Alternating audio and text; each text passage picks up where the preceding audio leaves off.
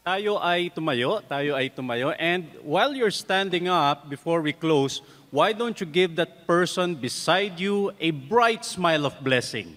Ngitian nyo yung mga katabi nyo, bless natin ang isa't isa ng magandang ngiti bago tayo magiwahiwalay. Better yet, mga kasama, why don't you declare to someone beside you or around you, God bless you with happiness. God bless you with pleasure. God bless you with joy. Let us pray.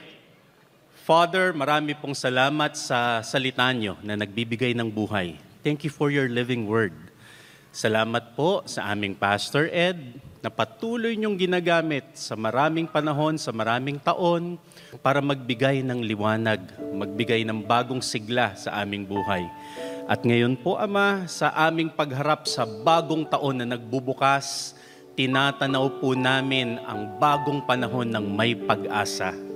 Inaasahan na po namin ngayon pa lang ang marami niyong gagawin para pagpalain kami. Inaasahan na po namin ngayon pa lang ang marami niyong bubuksan ng mga daan, mga bubuksan ng mga gawain, mga bubuksan na pagpapala para sa bawat isa sa amin. Mga kapatid, antabayanan natin, panghawakan natin ang mayamang pagpapala ng ating Panginoon. And as we go, my brothers and sisters, my friends, as we go, be the salt and light of this earth. Let us go forward and walk towards the path of Jesusness. And as we do this, let us count on the Lord's blessings. Let us count on the Lord's hope and strength. And may you be blessed with rich provisions. May you be blessed with peace, with power, with joy and happiness.